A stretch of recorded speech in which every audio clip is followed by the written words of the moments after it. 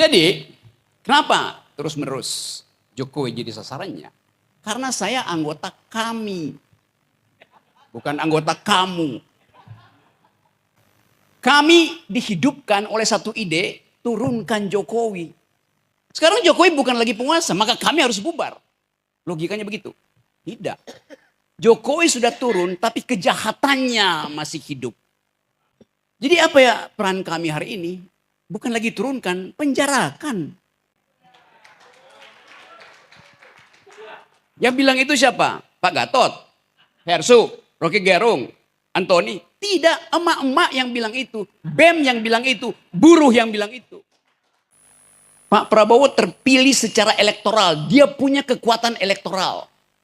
Tapi hasil kekuatan elektoral itu adalah hasil transaksi politik. Bisa nggak dia ubah itu dari kekuatan elektoral menjadi kekuatan moral? Itu yang kita perlu beritahu pada presiden. Anda menang secara elektoral, tetapi ada masalah moral di situ. Maka bring moral back into politics. Kita mau itu supaya jarak itu terjadi. Berapa bulan lalu di situs pemerintah Amerika ada negara baru yang dideklarasikan secara virtual, namanya Sunda Baru.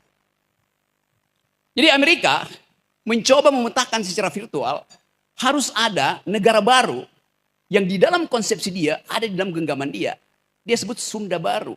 Itu adalah persekutuan antara Malaysia, Sumatera, Jawa dan Kalimantan. Indonesia Timur tidak dianggap. Jadi artinya tadi yang disebut tadi potensi federalisme ada di dalam pikiran para strateg hubungan internasional di Amerika. Hal yang sama kita baca juga dalam situs Australia. Bahwa Indonesia itu dibelah secara virtual.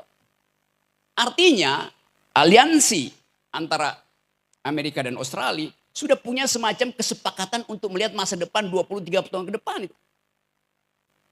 Pembicaraan kita hari ini disiarkan streaming lewat Edi Mulyadi dan beberapa YouTuber.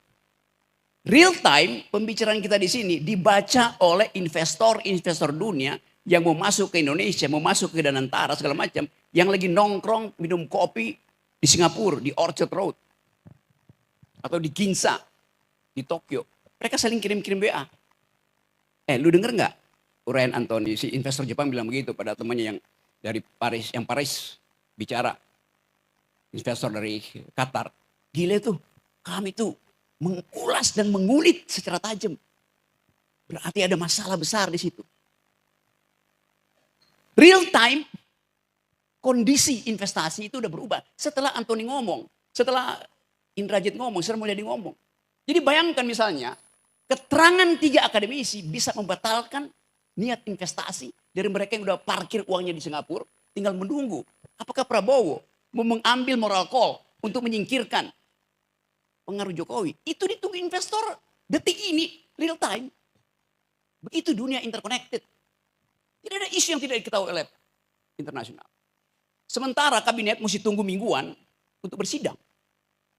Jadi kita lihat kecepatan informasi itu adalah alat revolusi yang paling memungkinkan.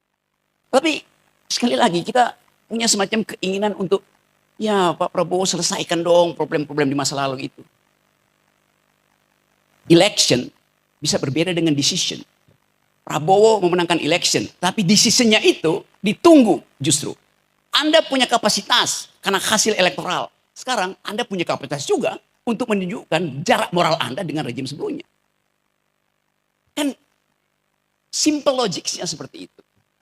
Jadi teman-teman kita tahu bahwa keadaan ekonomi kita betul-betul ada di dalam kondisi yang dengan sedikit picu kecil ambruk. Soal tadi, soal kepercayaan.